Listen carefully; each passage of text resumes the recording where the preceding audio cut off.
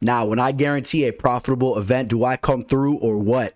A perfect 3 for 3 on Fight Night Strickland versus Hermanson. I had an underdog play mixed in with one of those 3 official plays. I'm bouncing right off that fight card into the giant UFC 271 fight card that we're looking at here today. You guys know I'm excited for the UFC Championship rematch fight of Adesanya and Whittaker.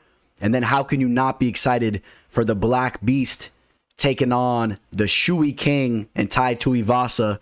That fight's going to be absolute fireworks as long as it lasts. I'm very excited for today's episode. You guys know what time it is. Let's get into it.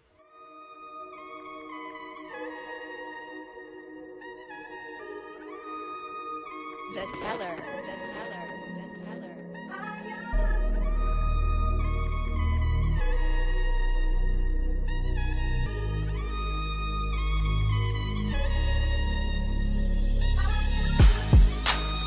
It's another day. Left jab, right jab. This is MMA. Mixed martial arts, quick body parts, undefeated when I pick 'em. Who the champ, who the victim? Looking in my crystal ball, I predict the winner. Never stop fighting. If you lose, keep your chin up. Know how the game go. I'm a smart fella. Welcome to the show. This the MMA fortune teller.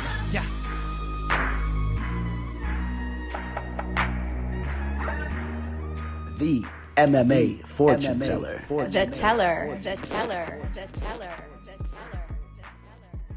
What is up, you guys? UFC 271. Israel Adesanya looking to once again defend his UFC middleweight championship of the world against a legend in his own right, Robert Whittaker. Now, do remember that Adesanya already has a victory over Whittaker. Was able to get the finish the first time that these guys faced off. We're going to be talking about what Whittaker could be looking to do differently in this second matchup, what Adesanya will look to do. Now, keep in mind also, Adesanya has obviously sharpened up his skill set a lot since the first time they fought. Adesanya, an absolute master in the game right now. When it comes to the middleweight division, there's really no one on his level, and we'll see if Whittaker can kind of shake things up here in the rematch. In the co-main event, we got Derrick the Black Beast Lewis taking on Tai Tuivasa. Both of these guys are very legit heavyweight fighters, very large men that carry dynamite in their fists. For the most part, when these guys step into the octagon, their opponents are on the losing end, and they're typically put out on conscience, or they're finished in a devastating way. So it's going to be interesting to see if one of these men themselves are on that losing end in that type of fashion, getting finished in a knockout type of fight. So I'm very excited to break down that fight. Other than that, there are a couple fights that are intriguing throughout this card. Derrick Brunson taking on Cannonier. That fight has big implications for the middleweight division as well. Both of these guys, at the top of the heap in the division. Phillips, always a very exciting fighter to watch. Matched up with Marcelo Rojo. A little bit of a questionable matchup in my opinion, especially towards the top of the card where this fight is. I was a little intrigued to see that they put Rojo here against Phillips. I thought there was some better matchups they could have made there. Nasrat, Haqparast taking on Bobby Green. That's a solid lightweight match. Andrei Arlovski still looking to string off victories at the age that he's at. It's pretty crazy. Andrei Arlovski, I think he's won 4 of his last 5 fights. The guy's still doing his thing. Alex Perez makes a return to the flyweight division. Since losing that title fight he had against Davison Figueiredo, lost that fight early. It was a firefight. And, a couple other guys looking to make a name in the game, guys that have some real potential. Carlos Ulberg, a couple of guys you'll see fighting on this card are teammates and friends of Adesanya. So no real coincidence that a lot of these guys are fighting on this card.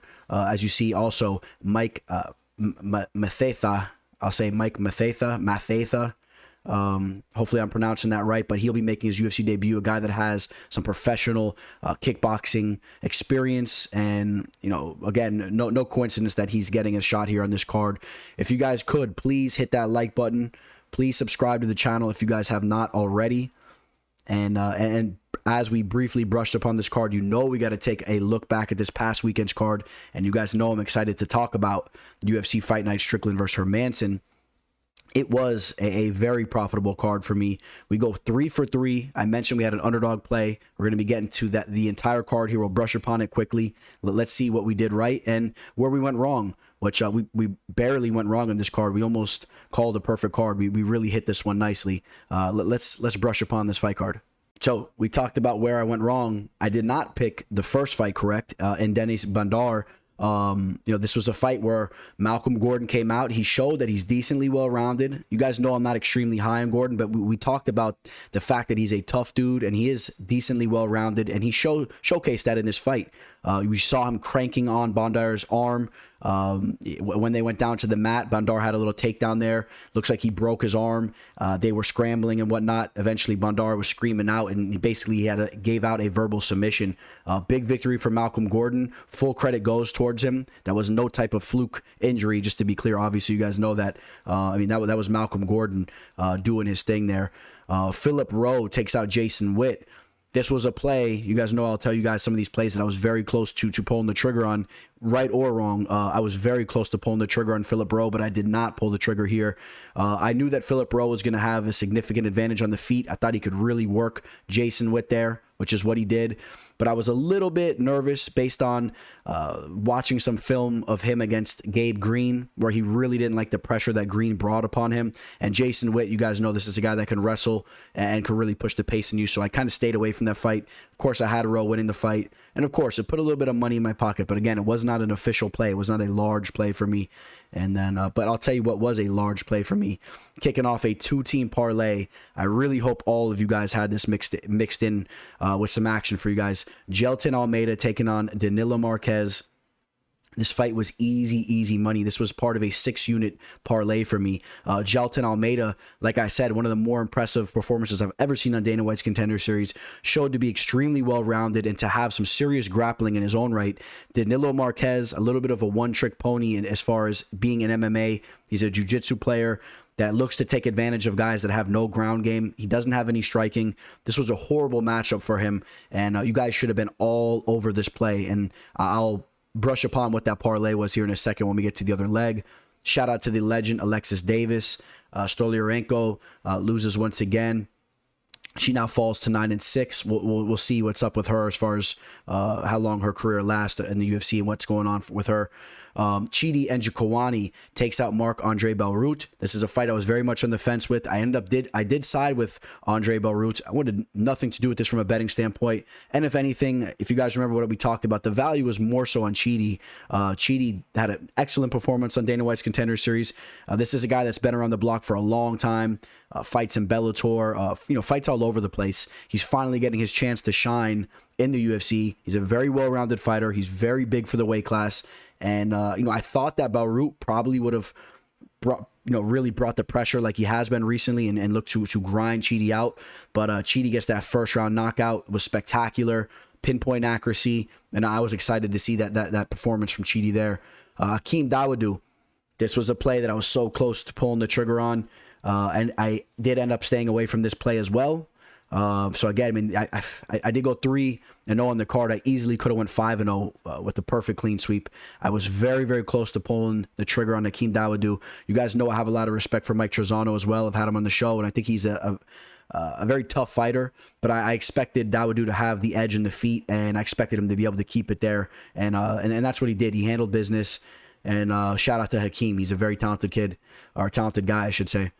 John Castaneda gets the arm triangle choke over Miles Johns. Was a little surprised to see this. I think this was the surprise of the fight card here. Miles Johns, a guy that a lot of us are high on, and John Castaneda, a guy that really hasn't proven so much in this point of his career, but he's now 19-5, gets a big victory in the UFC, takes out a hot customer in Miles Johns, a guy a lot of people have respect for. Big victory for Castaneda. Split decision victory for Julian Erosa over Steven Peterson. What a war. What a great fight. One of the better fights in the fight card. How about Brian Battle? I said I could have went 5-0 in the fight card. You guys know, for those of you that tune into my episodes here, my show frequently, I call it how it is. If there's a fight that I was targeting that I didn't, that I would have lost, I call it for what it is. I was very close to pulling the trigger on Bryan Battle as well with an underdog play there. I thought there was value on him. I thought this fight should have been more like a pick'em. I have a lot of respect for Tresean Gore, and at the end of the day, that's why I stayed away from this fight, because I do respect Tresean Gore. I mean, this guy has shown to be a beast in there all through the Ultimate Fighter show. His striking's nasty, but I thought that I was going to edge, or I did edge Bryan Battle to win this fight. You guys remember I picked him to win the fight. Like I said, the line should have been more like a pick'em, maybe even a slight edge for Battle, but Battle was going into this fight right around a plus 145 dog. I did think there was some value there, but it's on me. I did not pull the trigger. I liked my other spots better, and I stayed away from this fight. Big shout out to Bryan Battle, who really becomes the Ultimate Fighter winner, winning that fight. Based on, you know, the whole situation with Gore not being able to fight initially. This was the Ultimate Fighter finale. So big shout out to Battle. And this guy he has the it factor. He's a fighter. Brendan Allen chokes out Sam Alvey. You guys know we were all on Brendan Allen there. That was that late added fight. I did a little preview, a little prediction video. I posted it later on in the week last week. And of course, you guys know I was all over Allen here. Sam Alvey's got to go at this point. Get him a fight over in Eagle FC or get him over in the Bellator cage. I mean, I have no problem with that, but he should not be fighting in the UFC anymore. Now, we talked about that two-team parlay with Jelton Almeida. You guys know the other leg was Shavkat Rakhmonov. He hits Carlston Harris with the spinning hook kick, finishes him with the ground strikes. The ground strikes were nasty, pinpoint accuracy, straight. It almost looked Anderson Silva like the way that he was using the ground and pound. It wasn't just barbaric, ferocious ground and pound. It was pinpoint accuracy. It was very precise, and he was looking for the chin, and he touched it, and he put Carlston Harris out. And Carlston Harris was 17-4 coming into this fight, and he's a guy that I had a lot of respect for. But you guys know, run the tape back. I'm a big fan of this guy, Shavkat, and I said I attached my name to him a while back. I attached my name to him. I'll be posting that clip on Instagram later today here. I said that I'm a big believer of this guy, Rakhmonov. A lot of you guys were actually picking Harris. Run the comments back on my Instagram and on the YouTube video. A lot of you guys thought there was value on Harris here, so I don't want to hear everybody saying that they were on Rakhmonov, because that was not the case, and the line was respectable.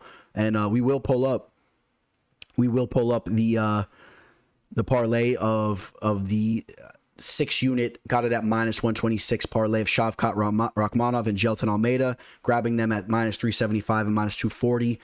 I absolutely loved this play here. I loved it. I loved it going into it. I knew this was a moneymaker. I felt extremely confident about it. And it's not every day you get a minus 126 line that you feel as confident between those two fights. So I love that play there. Brought in major units. And then we will go to the next fight, Nick Maximov. And this is going to string off 2 official plays in a row here. Nick Maximov gets a split decision. I thought that he clearly did enough to win the fight. I felt confident when they were reading off the scorecards. He was going to get his arm raised even when one judge picked Soriano.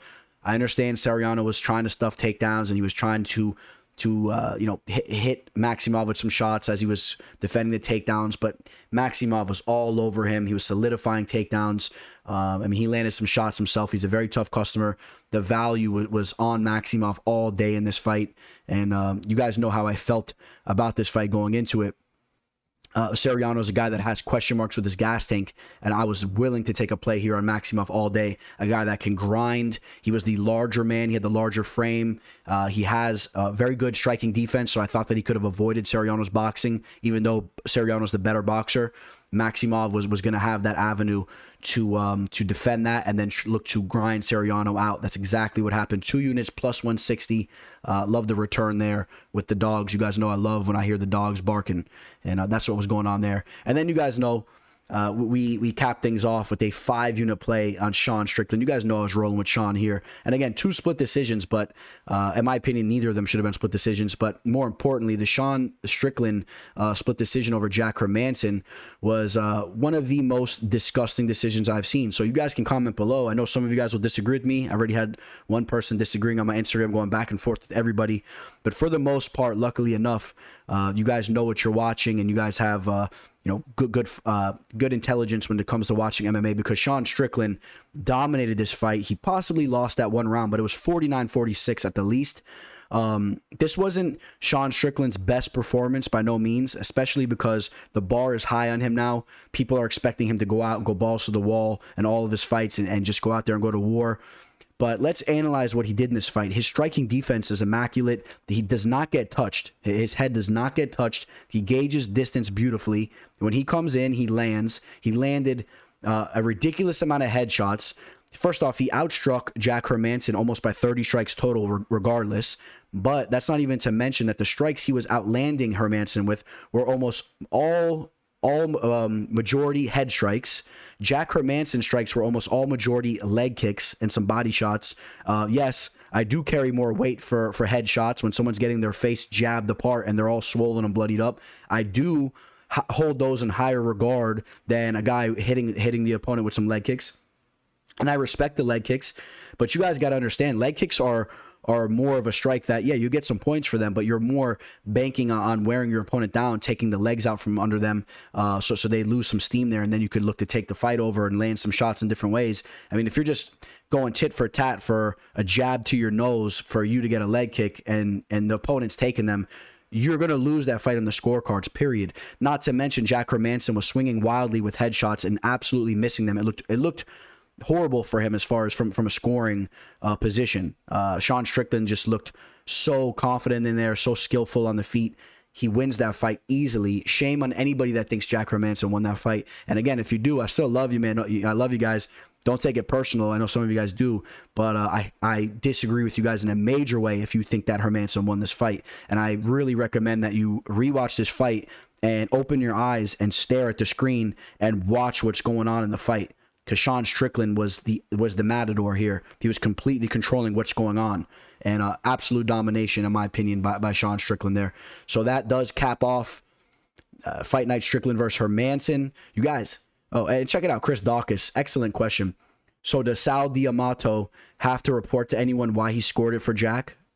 Would be very interesting to hear his reasoning for giving him that score on the cards. Judge accountability should be a thing. UFC Vegas 47. I agree in a major way. Chris Dawkins proposes a great question. What's going to happen to Sal D'Amato for scoring the fight for Jack Hermanson? I guarantee you Sal D'Amato doesn't like Sean Strickland's personality. He doesn't like the things that he says, doesn't like what his persona and what he's about, so he's not going to score the fight for him. That's not right. I don't agree with that one way or the other. Whether I like a fighter or I don't, you got to score the fight for what it is. And especially a fight like that. At least if the fight was closer, you can try to get away with that because you know that happens all the time. You can tell judges don't like a certain guy and they judge against them. But, I mean, this is a joke here. So shame on Sal D'Amato. And good question by Chris Dawkins there. You guys, go check me out on Instagram. I'm pumping out all types of content. I got some crazy videos. I'm mixing stuff up over here. I was chirping all over my Instagram story Saturday night. And I'm getting more well-versed with working on these reels and whatnot. I got some cool content coming out. And go check this video out. Tell me what you guys think if you liked it. And it's MMA Fortune Teller _. I'm trying to hit that 10,000 follower mark. I've been struggling right now. I'm hitting a little bit of a stagnant state. I want to hit that 10K mark. It opens more options to me with my IG. So help me out over there, guys. Please hit the follow. Catch me on Twitter, the MMA Teller. You guys can always keep up to date with me over there as well. And like I said, please like this video and subscribe. And it's about that time that we jump in to what today's episode is really about, UFC 271. Let's get into it. So kicking the card off, we got a fiery fight of Jeremiah Wells and Mike Mathetha, a.k.a. Blood Diamond, who has been preparing for his UFC debut with Israel Adesanya and Carlos Ulberg, two guys that are very high caliber strikers. And now Mike comes with that kickboxing and striking background as well. Only 3-0 as a professional mixed martial artist, so still a lot more to prove there. But this seems to be the case of a big-time fighter with a big name in the game that's able to carry that weight and carry some of his training partners into the UFC with him. We've seen this with Nate Diaz. We've seen this with a lot of top-level fighters. I mean, not all of them are coming to my name right now, but you guys know some situations like this that we've seen before. Conor McGregor has done this as well. He's brought in some of those SBG type of fighters, and I think that this is kind of the case. Now you got a guy in Jeremiah Wells who made his UFC debut recently against Warley Alves. He took that fight on short notice and looked absolutely phenomenal.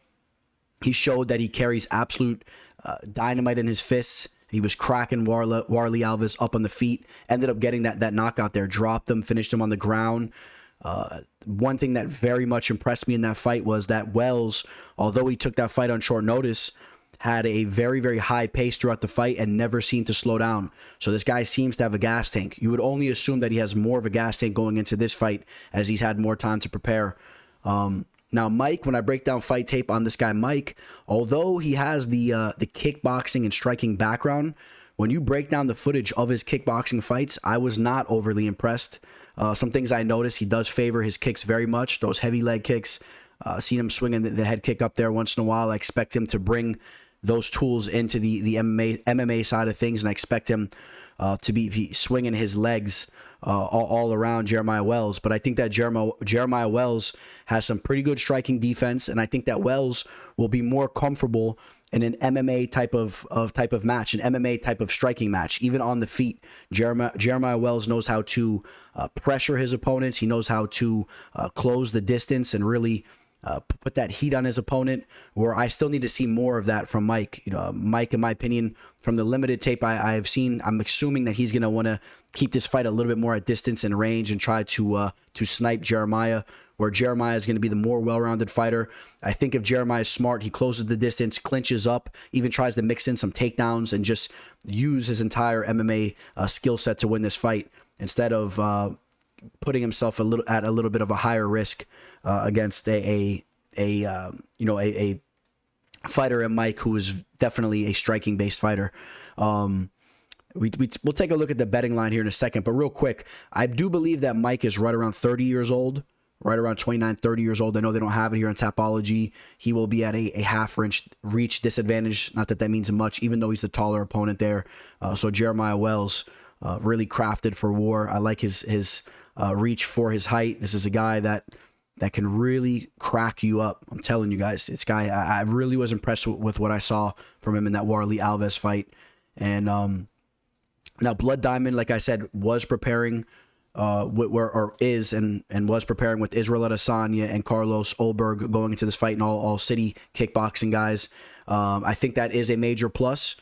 I mean, who better to prepare for your UFC debut than the reigning middleweight champion of the world, a guy that just refuses to lose inside the cage unless he's fighting a guy in Jan Blachowicz. But other than that, I mean, just constantly handling business, a guy that knows how to get it done. I think that's great company for him. Ulberg's a very talented fighter as well. So we'll be talking about him here in a minute. We'll be talking about him in a minute here as well. But I am going to edge Jeremiah Wells to win this fight. I think that he's going to be the more complete and well-rounded mixed martial artist. I think this guy has a little bit of an it factor. If you guys remember, in that fight against Warlley Alves, Paul Felder was on the call, and Paul Felder is a guy that has trained with Wells quite a bit, and he had nothing but raving reviews about what Jeremiah Wells does inside the gym. He said that this guy's a warrior. He brings the fight all the time, and you could see it. You saw it in that fight. And even if you break down tape on his earlier fights over in CFFC, I mean, the guy can definitely fight. You take a look at his last loss. His last loss was against Vinicius de Jesus, a tough customer. He's over in the Bellator scene. He's a decent fighter. So things didn't go his way. That was almost 3 years ago. And I think that Wells is hitting on all cylinders right now, and I expect him to come through in this fight. Jeremiah Wells right around a minus 235 favorite. This is an interesting fight. Of course, again, when you have limited tape on an opponent like a guy and Mike, we'll see if he rises to the occasion, but you got to edge Jeremiah Wells here, and especially if he fights this fight with a high level of fighter IQ and looks to wrestle and grapple and doesn't just simply entertain that striking match. I got Jeremiah Wells to win the fight, and from a betting perspective, I think that the minus 235 line is decently accurate from what we can pull up and what we could see. Douglas Silva de Andrade taking on Sergey Morozov. Two very, very talented bantamweight fighters. You guys know the bantamweight division is extremely stacked. Some of you guys might not be as familiar with these fighters, but these guys are very, very capable opponents. Douglas has been around the block for a long time, a very well-rounded fighter, a guy that comes in phenomenal shape, and is coming off one of the biggest victories in his career, where he had a nasty knockout over Gaetano Perillo. Now, I know Perillo is not necessarily a household name, and he's a guy that we don't really know if he's even a UFC caliber opponent. But Andrade went in there and handled business and cracked him with a nasty counter left hook on the feet, and then pounded him down there on the mat. So that wasn't a very impressive performance. Still looks to be in phenomenal shape at almost 37 years old. I do think that age is going to start to catch up with him, though. And the bantamweight division at that age, I mean, it's going to be a problem eventually. And he might be able to get away with it for a little bit longer. But, I mean, we take a look at Douglas's career. Douglas is a guy that padded his entire record as he worked his way into the UFC, beating a bunch of no-names, just stringing off a bunch of victories, fighting guys that had the last name Pitbull. I mean, that's a pretty cool last name, huh? Dennis Pitbull. You got to wonder, was he just given that from his ancestors and his parents, or did he have to go down to the DMV and work some paperwork to get that last name changed? But, pads his record up and then eventually makes his UFC debut against Zabara Tukhugov, loses that fight. But you guys know Tukhugov, of course, a tough fighter, the Dagestani. Victories over Cody Gibson, Henry Briones. Shout out to Henry Briones, a guy that I've had the pleasure to chat it up with a bit. I know he does his own type of thing as far as on YouTube and whatnot. Cool dude. He reached out to me for some advice back in the day. That was pretty cool. Rob Font, very tough customer. So his losses are against all high caliber opponents. Piotr Jan, you guys know the deal, Piotr. And real quick, Piotr Jan looks like he's defending his belt against Aljamain Sterling. Yeah, I said defending his belt in Jacksonville, Florida, in my home state in April. So hopefully the teller will be out there. I'll definitely try to be making that happen. And I'm very excited for that. You guys know Piotr, one of my favorite fighters in the game. But without a doubt, in my opinion, the best bantamweight fighter, but without a doubt, one of the nastiest fighters on planet Earth in the division. So that loss, not saying too much. The Leroy Murphy loss as well goes to the decision there. Leroy Murphy, very, very talented and under the radar right now. So those losses, take them for what you will. Does have victories over Marlon, Chito Vera, Henan Barao, and then the victory we just talked about as of recently over Perello. Sergey Morozov, on the other hand, this guy's 17-4. He's training over at American Top Team, sharpening up his skills, coming off a victory against Khalid Taha where he really used his grappling and his wrestling. So he showed that he has that element in his game. He can grind opponents out if they're not up to par with the grappling and the wrestling. Now, I do think that Andrade has some ability there, so I don't expect him to be able to do what he did to Taha. Taha is a guy that's just kind of a striker, and he's not really the most well-rounded fighter. I love the fact that Morozov is getting in some striking training in over here with Artem Levin. Artem Levin, if you guys don't know, is one of the best kickboxers of all time. Just a phenomenal striker. So I do expect to see Morozov striking continuously excelling. I expect to see his overall game continuing to be more and more well-rounded. I expect him to be a very, very dangerous opponent in the next couple of years. I am high on Morozov. I think he's a good fighter. I'm not necessarily as high on him as some of these other guys that I've been raving about over the past couple of years, like Umar Nurmagomedov. That's another guy I'm willing to attach my name to. And again, that's a guy that I'm sure a lot of you guys are attaching your name to as well. Umar is very legit. Now, in that fight against Umar, I would say that Sergey looked very good in the first round, being the level of opponent that Umar is. He was able to get out of some scrambles, get out of some takedown attempts, work his way back to the feet, try to strike with Umar a little bit there. Eventually, he does get submitted in the second round, but again, I'm extremely high on Nurmagomedov. I believe the cousin of Khabib. You guys can correct me if I'm wrong there. I'm stringing off information in my head. I do believe he's the cousin, not the brother, the younger brother. I believe he's the cousin, correct? Yeah, I believe that is the case. But either way, a very high caliber fighter. Sergey had his moments in that fight, even though he did get finished there. He showed some of his ability. And I think that Sergey is a legit fighter. And I think that this is a fight where he should get his hand raised. So I do favor him to get the job done. And that's even with having a great deal of respect for Andrade as well. But not crazy about the age of Douglas. I know he continuously comes in phenomenal shape. He is a guy that I questioned for possibly being on performance-enhancing drugs back in the day, but he has maintained his physique and his muscle mass and all that throughout the years of the sport evolving with the drug testing. He's a guy that just really comes in phenomenal shape. He has good power. He's well-rounded. but I think that Sergey Morozov will put out more volume in this fight, and I will be more inclined to believe he wins a decision here. You'll see the betting line right around a minus 210 up to a minus 225, which again I think is a reasonable line. I think that they're accurate with these lines so far with these first 2 fights. I like Morozov to win the fight. As far as from a value standpoint, am I crazy about that minus 225 line? Not so sure about that. I think that Douglas has some ability to pull off the upset here. But at the end of the day, I don't think that he will be putting on a performance like he did in his last fight, as we see here. I think that Sergey weathers the storm and is a little bit more crafty and a little bit more youthful and active in this fight and gets the job done. The very tough Kazakhstan fighter in Sergey Morozov, and we'll be keeping an eye on him moving forward in the very stacked bantamweight division. Now, we talked about some of these fighters that big name fighters have brought in to the UFC with them as they got that star power. Jacob Malkoun actually might have been one of them. If you guys remember, he got his UFC debut that was against Phil Hawes, and at the time he was only, I believe he was 4-0 coming into that fight, which is definitely way below the average of a guy getting his first chance to crack the octagon. And yeah, he was undefeated, but such a limited amount of fights, and he got an opportunity to take on Phil Hawes, and Phil Hawes, he put him through it. Phil Hawes added him to the list of guys that he has starched over the past couple of years. Again, I know Phil Hawes has ran into some turbulence, but a guy that's extremely talented, and he put it on Jacob in that fight. Jacob Malkoun, definitely a grappling and jiu-jitsu based type of fighter.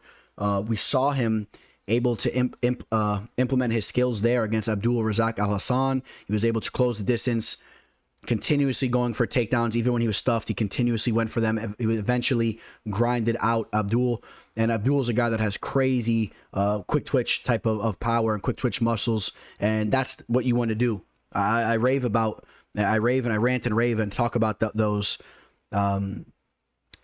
fighting those types of fights. When you're in there with a guy that's very muscular and quick twitched and explosive, you have to close the distance. You have to hang on him. By all means, you drain the energy in his muscles, and they lose a little bit of steam.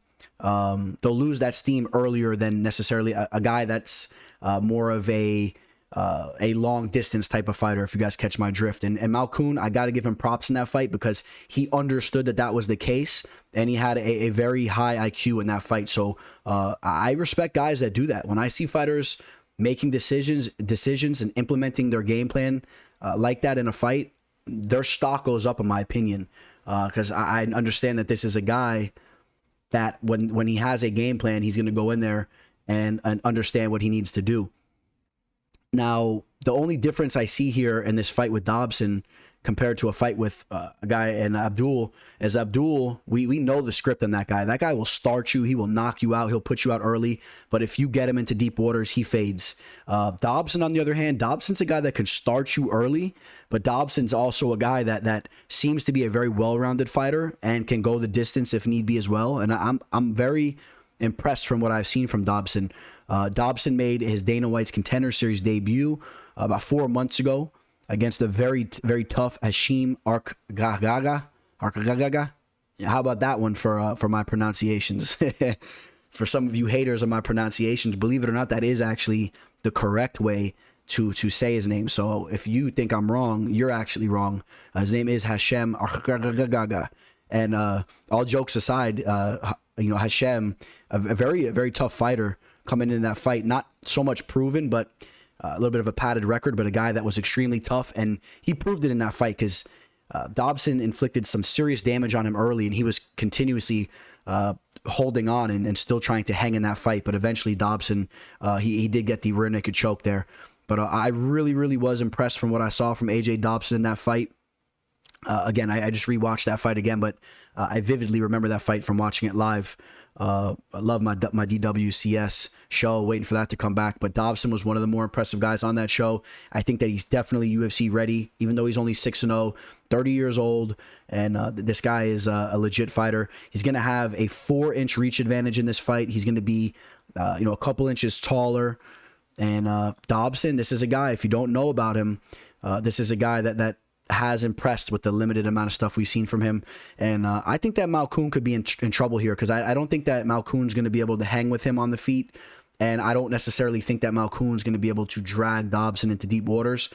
I think Malkoun will come out with that mentality, but I could see Dobson stuffing takedowns and hurting Malkoun. We've seen Malkoun get knocked out, and wouldn't be surprised if we see it again. I really loved how poised Dobson was in that firefight with Hashem on the feet, and he was the guy that was landing the more accurate shots there. So I was impressed, and I will be taking Dobson to win this fight. And AJ Dobson right now, depending on the book you're looking at, he's either a -120 on some books, all the way up to a -160 over on BetMGM. So it's kind of interesting. Someone's been putting some big money on him over at BetMGM, and I wouldn't be surprised if we see this line steer a little bit more towards AJ Dobson's way. But maybe people are liking Malkoun here. He has a little bit more experience. He has that UFC experience, and he is a guy that does have some skills in the mat. I do believe that. And you see him over here with Beyonce. Pretty cool. He was able to meet her. Had a little bit of a different haircut then.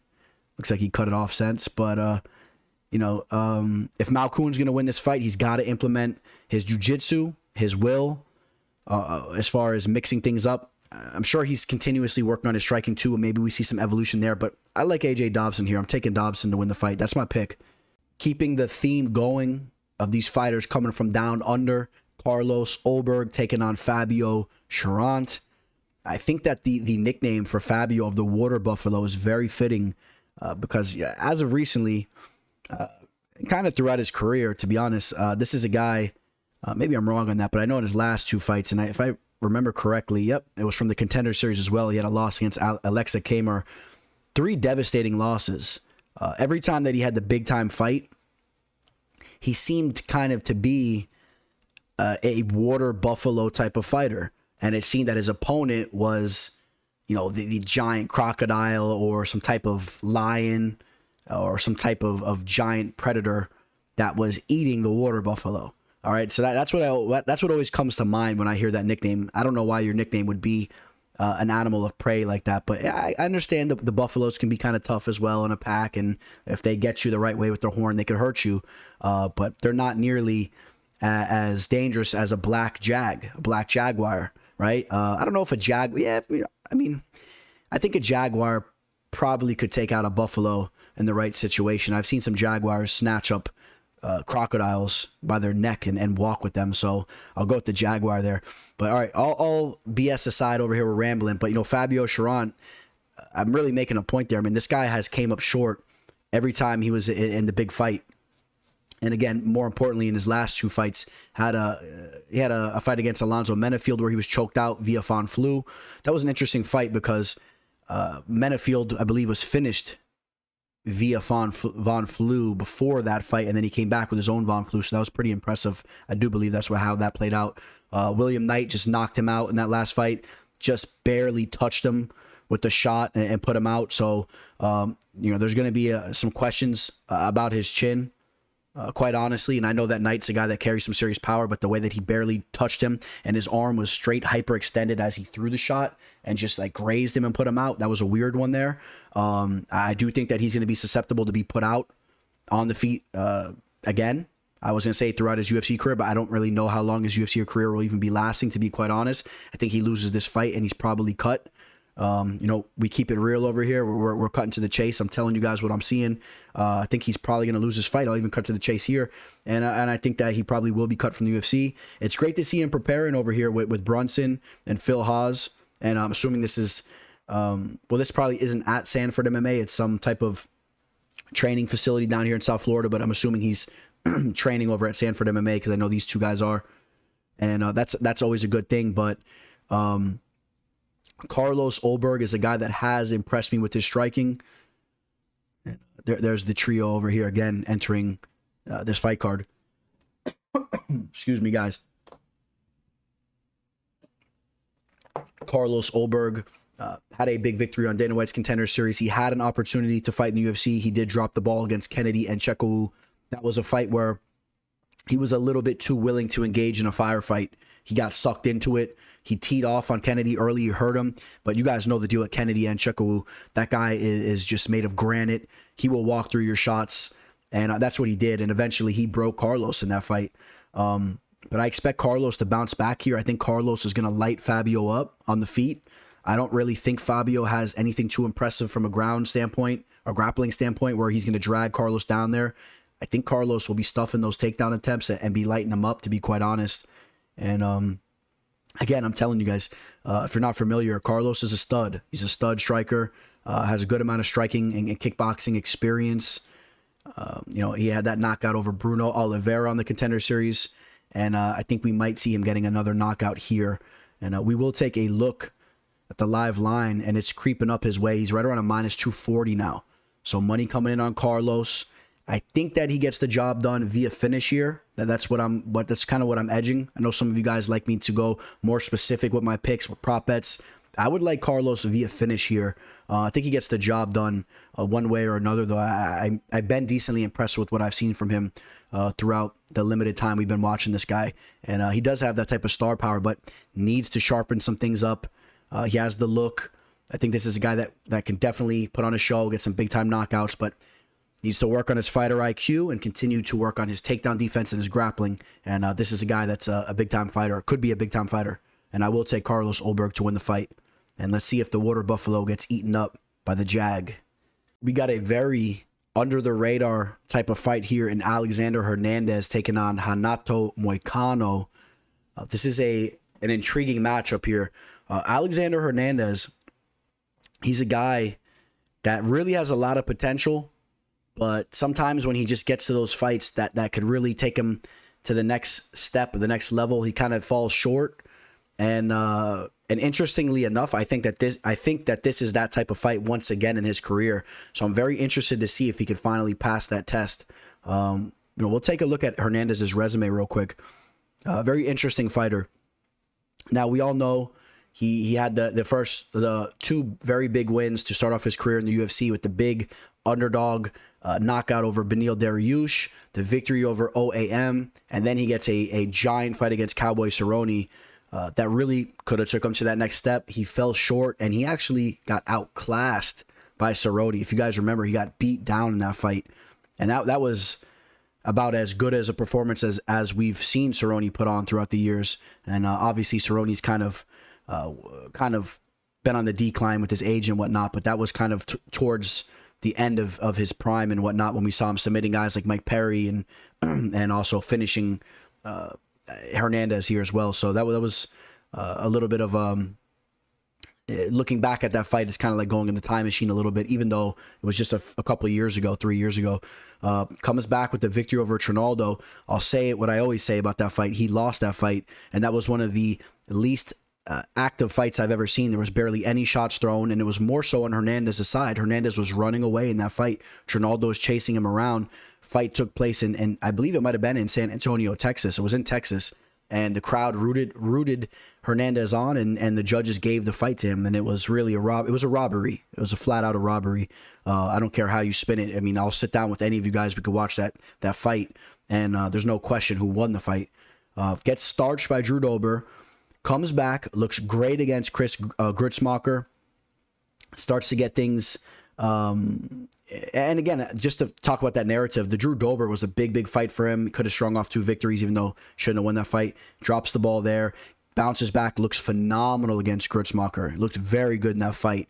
And I talked about having this different type of training, I believe over at Factory X, I believe over in Colorado. I believe his head, I don't know if it says it here, but yeah, Factory X. And you guys know his head coach is, it's actually right here, Mark Montoya. So yeah, he talked about putting in that work with Mark Montoya and how it was changing him as a fighter, and then goes back out there, and then he kind of gets styled on by Thiago Moises. Again, he had that opportunity to string off 2 victories. Now he's coming off a performance against Mike Breeden, a guy that's really not proven in the octagon, but he absolutely outclassed that dude. Now Breeden brought the fight too, respect to Breeden, but at the end of the day, Hernandez starches him, gets that knockout. And now he has a chance to string off 2 victories in a row and to potentially string off 2 impressive performances in a row. Get a big name under your belt. And Renato Moicano, a guy that I have a hell of a lot of respect for. And let's see if Hernandez can do it this time. Moicano, a guy that does fall short in some of those big fights as well. We saw him lose to Aldo. As of recently, he got knocked out by Rafael Fiziev. The Korean Zombie knocked him out as well. Those back-to-back knockouts there. So there are some question marks with him as far as from a defensive side of things. He is susceptible to being hurt. There's no question about that. Beautiful. He looked great against Demir Hasnovic and Jai Herbert. Renato Moicano is one of the more underrated jiu-jitsu players in the lightweight division. I very, very much believe that. He's very dangerous down there. He also is a very well-rounded fighter. He has a beautiful jab. If you remember, when he started off his career, I believe he was undefeated at the time. He was going into the Brian Ortega fight. He was lighting Ortega up, and then he stuck his head into a guillotine, messed up there. That was a tough loss for him. He was on his way to win that fight.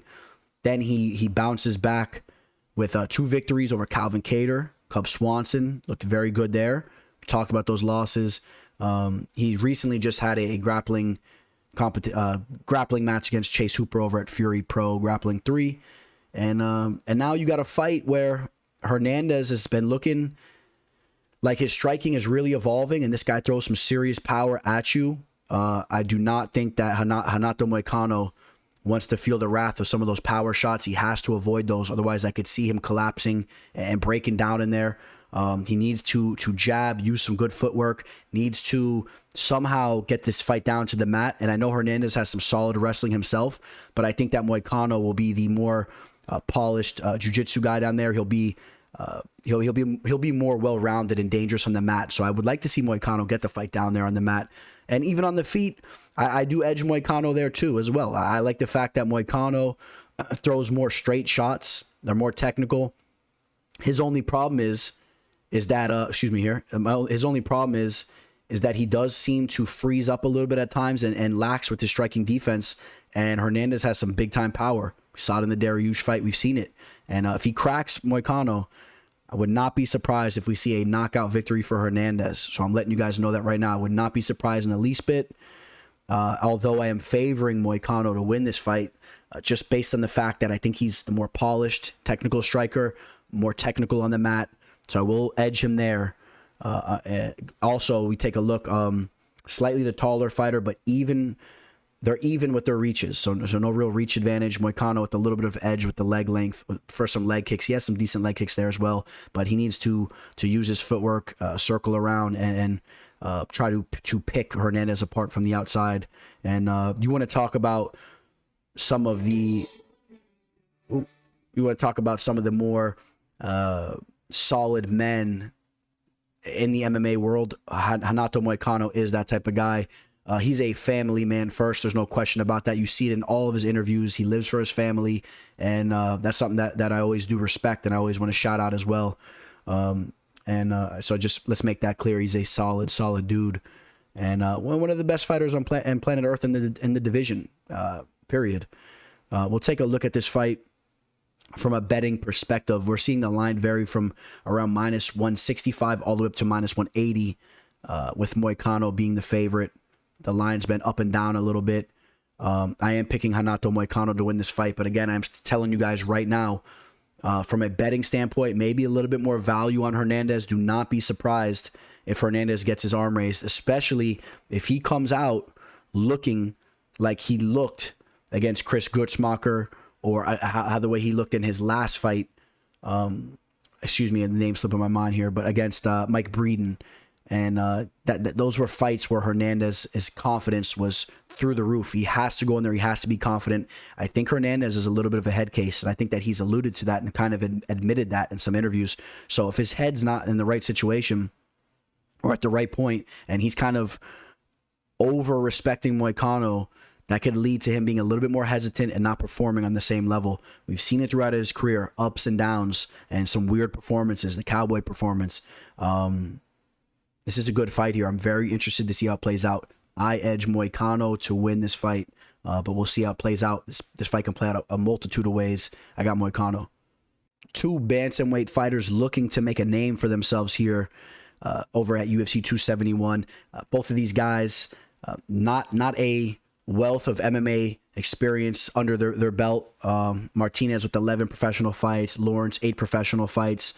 So far, Martinez only fighting in the octagon one time, with Ronnie Lawrence now fighting in the octagon one time as well with the Dana White's Contender Series fight.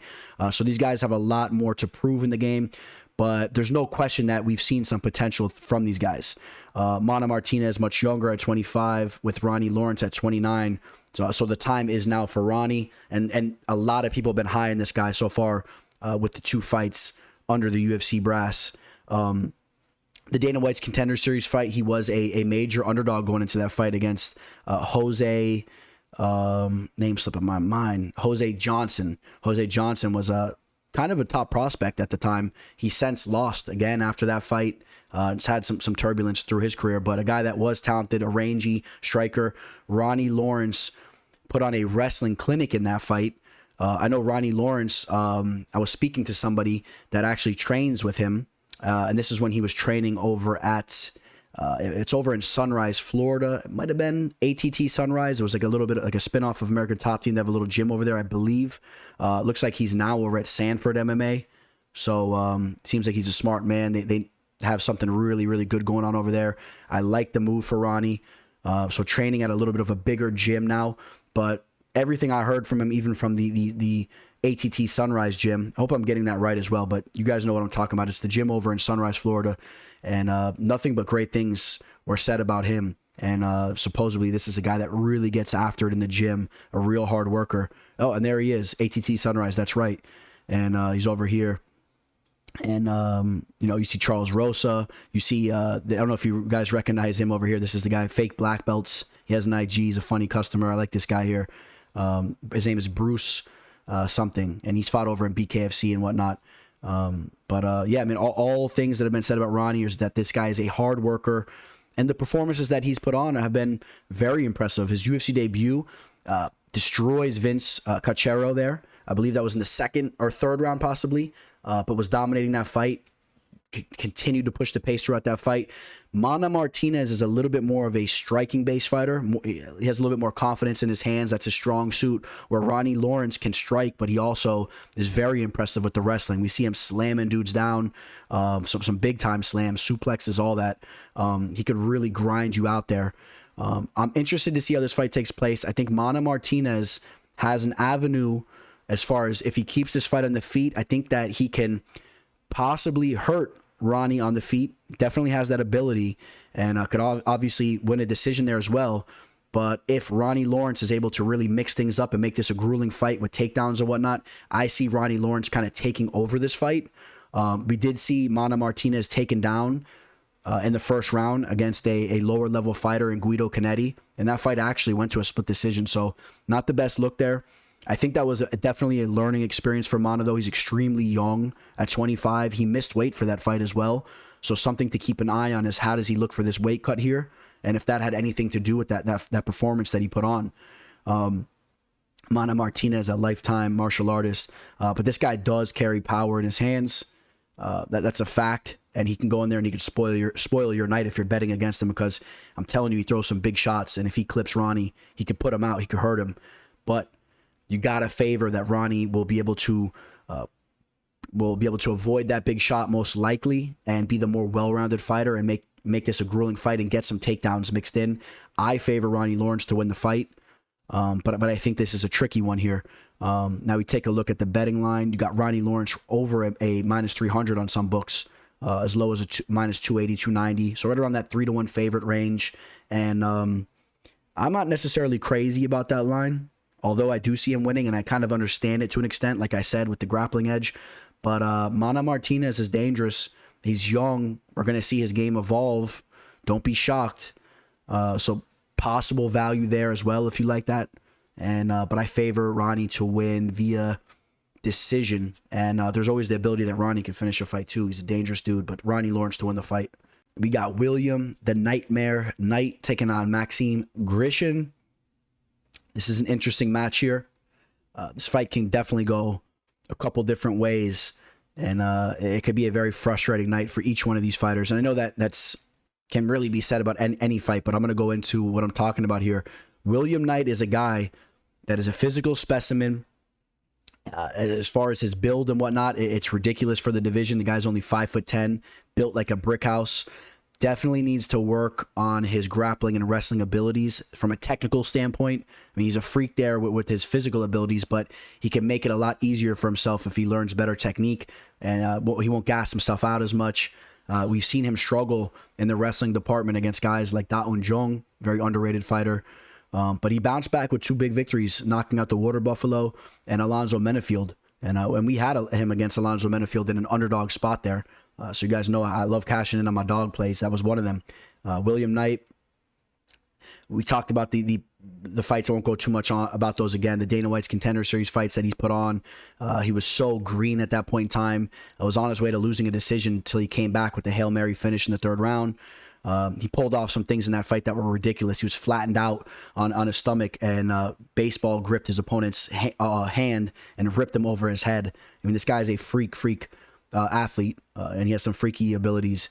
Maxim Grishin's going to be the more naturally larger man, at least from like as far as his reach goes and his frame. It's a little bit of a lankier, longer frame. He's a big boy. As I said, Knight, the more stout guy. Maxim Grishin, a guy that has a world of experience, 42 professional fights. I have not really been impressed with him, and I knew him well coming into his UFC debut from the PFL scene and all that. I'm really not that impressed with him. Made his UFC debut against Marcin Tybura, lost that fight. Was able to take out Antigulov. That guy Antigulov, if you remember, that guy was a fluke of a fighter. He gassed out in all of his fights within 1 minute, and Grisham took him out there. And then he lost to Dustin Jacoby, was not able to get the fight down to the mat, and was kind of picked apart by Jacoby there. Maxim Grishin just doesn't really do it for me. I mean, he's decently technical. Like I said, he has a big frame. He's a large man here. I think that he definitely has the ability to give Knight some problems. Like I alluded to Knight not really being so polished up with his grappling. If Grishin goes in there, maybe does a little inside trip against the cage, gets on top of him, we could possibly see Knight having a long night. Knight having a long night there, trying to get back up to his feet and getting gassed out a little bit. And then you could see Grishin kind of maybe poking the jab out, circling around in an exhausting fight, but kind of edging the decision while Knight's chasing that big shot. But Knight has freaky ability with his striking and all types of things that he brings into the cage. He's a guy that we should see evolve and become a lot better in front of our eyes, more so than a guy in Grishin. Grishin is a guy that I really expect to be the same fighter that we've been watching the last couple of years, whereas William Knight is a guy that got into MMA late and is going to continuously get better in front of our eyes. Even though he's not that young, as far as his MMA age goes, he's still very young. And you see him taking good care of the body and whatnot. This guy, I like what I've seen from him as of recently. He has serious pop in his hands. And he's starting to get a little bit of an edge to him on the feet, too. You see him talking to his opponents. He's getting cocky on the feet. You see him knocking dudes out, dropping dudes. He keeps his hands low, and he has confidence in the chin. And he's proven his chin's granite as well. I don't think that Grishin can really hurt him on the feet there. And like I said, so Grishin will be looking to eke out a frustrating type of decision victory over Knight, whereas Knight can go in there and shine with something athletically and power with his power. But again, he could be stifled with the grappling. If he's not up to par with the technique on the wrestling and whatnot, I think that Grishin gets the job done. But however, saying all that, I'm going to ride with my boy Knight here. I like this guy a lot. I've been riding with him for a long time. Ever since the Dana White's Contender Series fight. I mean, he's put money in my pocket in that fight. Recently against Menefield. And he had a big victory over Alexa Kamer. Looked good in that fight. And I expect to see him continuously evolving. I will take William Knight to win the fight here. And we'll take a look at the betting line on the dog. And you're going to see William Knight right around a plus 150 dog here with Maxim Grishin right around that minus 170 range as a favorite. I'm going to slightly edge Knight. I know you guys get mad at me when I'm throwing out all these favorites. I'm going to say that Knight's going to be one of the dogs I'm going to roll with here. As far as from a betting perspective, you want to be a little bit careful here because like I said, Grishin has that avenue to make it a very frustrating night for you if you have money on night. I'll tell you that right now. Grishin will be closing that distance, and he'll be looking for inside trips, and he'll be hanging on night. We'll see if night has evolved enough to be able to avoid that type of situation. I got William Knight to win the fight. Alex Perez makes his return to the octagon, taking on my boy Matt Schnell. Guy I had the pleasure to speak with. You guys know that MMA live discussion. Big shout out to Matt Schnell, an awesome dude. We'll talk a little bit more about him in a second. But Alex Perez, coming off that big time loss, he had a chance to hold gold against Deiveson Figueiredo. Looked good for the limited amount of time that fight lasted. I mean, Alex Perez brings the fight, has heavy leg kicks, but he got caught in a submission there. Just got a little overzealous, and Figueiredo made him pay there. But make no mistake that Alex Perez is a very, very nasty and dangerous fighter. We saw him with the finish of Jussier Formiga, type of finish that you very rarely see, was just whipping leg kicks, hit Formiga with one leg kick that he literally just fell down and basically gave up. It was very, very impressive. So keep an eye on the team Oyama product over there in California. And Alex Perez, a guy that throws nasty leg kicks, has good pop in his hands, a very well-rounded fighter with a wrestling base. He has a lot of things going for him. Matt Schnell, a guy that puts out great volume with his boxing. This was the interview I had with Schnelly here. Schnell has a very nice jab, puts a lot of volume on you with the boxing. If you're lacking there, he really will put it on you, and he'll make you pay there. And he'll be inclined to win a decision. I've seen some holes in his game with the striking. I hate to say it like that because I like to do it a lot. But when it comes to his striking defense, he does get tagged up a little bit on the feet. Sometimes his head movement is a little bit lacking. You'll see spurts where he's good with the head movement, but then he kind of forgets to keep the head movement going, and you'll see him get teed off on a little bit. As of recently, Perez is coming off that loss to Rogerio Bontoran. That was a tough fight for him. He got knocked out by Alexandre Pantoja, one of the top fighters in the division. And then he had that tough split against Tyson Nam, but he looked good in that fight. He was landing at will as well. And, in this fight, Schnell's going to be the bigger dude. He's going to be 2 inches taller with almost a 4.5 inch reach advantage. He's going to want to pump that jab and keep the fight at bay from a distance. He needs to continue to move his head. Otherwise, Perez will try to crack him with a heavy shot, but Perez will be chopping the legs down as well. And, Perez just recently had a kid. He was handling some things outside the octagon, wanted to take a little break there. But, he's all go right now from all the interviews and everything I've seen from him. He's full go. Ready to get back to fighting for the gold and getting that gold. And this is a guy you should not count out.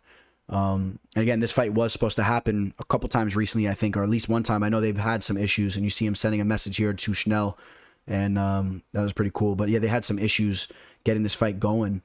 And I know I've already broken down this fight a couple times in some other fight cards. And you see the tough Hawaiian over here, the Last Samurai, Louis Smoka, Team Oyama product as well. And I'm going to be picking Alex Perez to win this fight. We'll take a look at the betting line. Alex Perez is going to be a pretty hefty favorite here. Perez right around a 4-1 favorite. Now, I think that line is definitely on the high side.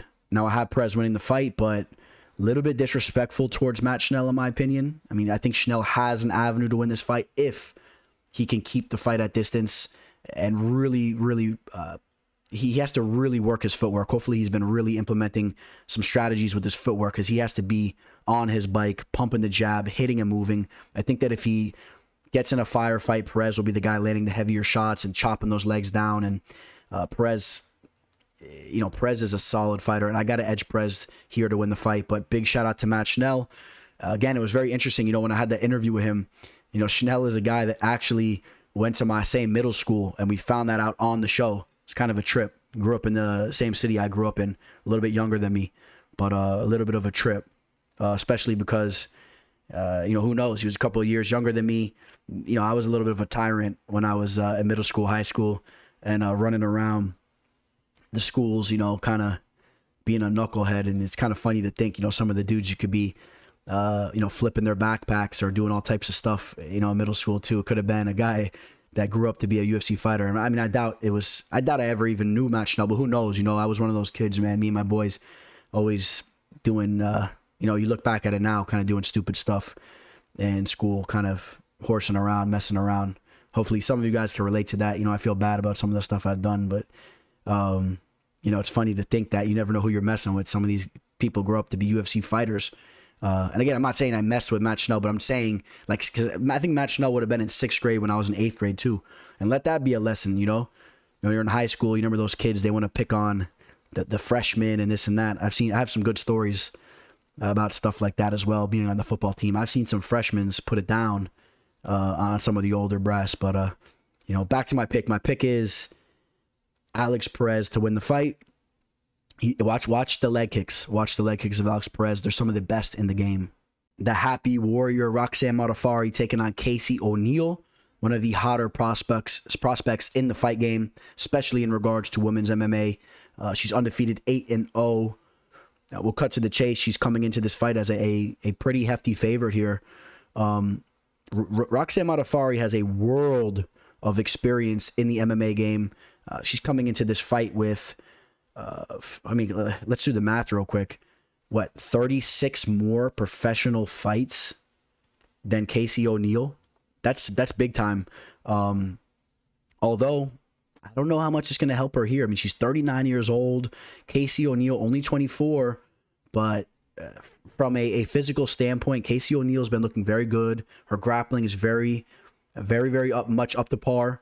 And you guys know the deal with Roxanne Modafferi. She's made a living being a very physically strong girl, especially over the last 5 years when she really got into powerlifting and all that.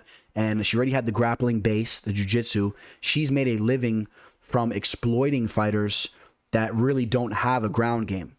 And unfortunately, going into this fight for her, Casey O'Neill is a little bit of a tough matchup because Casey O'Neill, she's pretty well versed down there on the mat. And I think that she should be able to avoid any type of harm down there or any type of situation where she's smothered there for 15 minutes. And then on the feet, Roxanne Modafferi will pump that jab and she'll do that awkward chicken dance where she's wobbling and walking forward. But Casey O'Neill, although I'm not severely impressed from what I've seen from her on the feet, I like what I see more. And I'll pretty much side with almost any fighter in the division at this point on the feet over Roxanne. You know, Roxanne's extremely tough, but part of the issue with her is that, like I said, she's constantly getting wobbled in her fights. I mean, if you hit her with a little jab, she gets bloodied up. She's doing that blink where she's going like that and she's wobbling around, and it doesn't look good for the judges' scorecards. And that's even, you know, she is extremely tough. She's very durable. She doesn't get finished that often. I was going to say that's if she survives. As of recently, she has survived. I mean, there's been some fights where she was wobbled up and hurt, that's for sure. And but she was able to survive in those fights. The Sajar Eubank, she survived that fight. The Jennifer Maia fight, she got beaten down and she survived that fight. So she's a very durable opponent. She is getting up there in age. Wonder if Casey can try to string off a submission. I don't know if she could do that. Coming off a impressive performance where she faced some adversity early from Antonina Shevchenko, eventually finished her with the ground and pound, showed to have very good transitions on the mat. Took out Lara Procopio before that. Got the standing rear naked choke. I think Lara is actually a decent fighter too. Finished Shayna Dobson and finished Christina Estelio before that. So this girl is going out there getting finishes. I'm interested to see if she can go out there and finish Roxanne, who is a very durable opponent. I'm not sure if she'll be able to do that. Kind of favor her more so winning a decision, but I wouldn't be shocked. Of course, I am favoring Casey O'Neill to win this fight, and I'm excited about the addition of her in the flyweight division. She's young, and you guys know I recently put out a post about some of the top-level talent that's been coming in over into women's mixed martial arts. There's really been some hot prospects that have been coming in, and I really believe that Casey O'Neill's one of them. Seems that a lot of you guys agree, or it's more of a Roxanne Modafferi fade. The line right now almost up to that 4-1 range, depending on the book. She's a big-time favorite here. I don't know if I'm crazy about it. You know how these types of fights play out, and Roxanne has made a living spoiling these types of fights, or spoiling these types of situations for prospects. You know, we saw what happened with Macy Barber. We've seen Roxanne do it a couple times. Let's see if she could do it here. I do favor Casey O'Neill in this fight. I think that she could jab Roxanne up a little bit, wobble her. She'll look better on the scorecards. Keep an eye on the fact that Casey starts off a little bit slow in her fights, but starts to pick things up too with the grappling and whatnot. She'll start to push the pace. I like Casey O'Neill to win this fight. And Roxanne Modafferi, she's getting up there in age. That will be 3 losses in a row if she loses this. That will be 4 losses out of her last 5 fights. So there's a lot riding here for her as well. I feel that we are seeing the beginning of the end of the Happy Warrior, but a girl that always had a great personality and a great spirit in the game. So let's see how she performs here. I got Casey O'Neill fighting out of Scotland. We'll see how she performs. Now, speaking of fighters that are up there in age and that are towards the end of the road, how about Andrei Arlovski? It's a little bit of a different type of situation with Andrei, though, because he's actually won 4 of his last 5 fights, taking out guys like Carlos Felipe, Chase Sherman, Tanner Bozer. That was a big one there for him, and Felipe Lins. The one loss coming by way of Tom Aspinall, who's one of the top prospects in the heavyweight division there. So Andrei Arlovski, a guy that's 43 years old, a guy that just refuses to let go of the game. This guy is just heavily involved with it still to this day. All stories say that he's still training harder than ever. I mean, this guy lives and breathes MMA. This is a guy that I bumped into at the local Home Depot years ago. It was crazy seeing him in person with his wife. I don't know if you could Google Andrei Arlovski's wife, but Moses.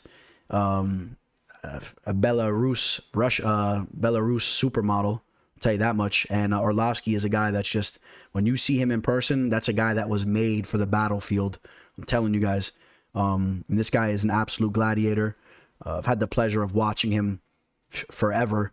I remember, watching him fighting for the belt way back in the day against Paul Buentello and fights like that, where he was a different type of fighter. He had the physique in the heavyweight division that nobody had. He was, in phenomenal shape, ripped up. He was fighting guys like Tim Sylvia, Paul Buentello, these guys that were a little bit more chubby. And in my mind, back in the day, watching him, I mean, he was the man. He was the new breed of MMA in the heavyweight division. Great striking, great boxing, and until this day, that's what he does. And now he's modified his game a little bit to focus more on not taking big shots. I do believe, even though as of recently he's taken some shots and he's looked decent there, being able to withstand them and not be put out, I still believe that his chin is questionable. You guys remember he had a stint over in Strikeforce and he had a brief period in time where he was getting knocked out fight after fight. So I do think that you have to question how his body will hold up if he gets tagged with a big shot. Now, luckily for him in this case, Jared Vanderaa is a guy that I'm not crazy about his boxing or his striking in general. I think this is a fight that really favors Andrei Arlovski. Jared Vanderaa is a guy that has made a name for himself recently, just being a very large heavyweight fighter. And his Dana White's Contender Series fight, he fought an undersized heavyweight and Henry Honeysucker, and was able to get the finish there. He's a guy that likes to get on top of you and reign ground and pound. We saw him edge a decision against Justin Tafa, wearing on him there. But against guys like Sergey Spivak and Alexander Romanov, he was outclassed and outmatched there. Now, the big thing that's questionable about Vanderaa to me is if you saw an interview with him after his last fight, he talked about the fact that he was mentally checked out in that fight before the fight had ever happened against Romanov. Basically, he knew he wasn't going to take Romanov out. I don't like that. I don't like that mentality at all, and I like the fact that he's transparent and he's real about it, but I don't like that because this is a guy that is lacking a little bit of confidence at time, which I understand it. We're all human and it's relatable, but you cannot have that hesitation in your game when you're going in there to fight some of the best heavyweight fighters in the world. It doesn't work out good. Arlovski is a guy that really is the opposite when it comes to his mindset. This guy is just, he's an absolute killer. He doesn't doubt himself in there. And I think this is a fight that favors Andrei Arlovski. I like him here.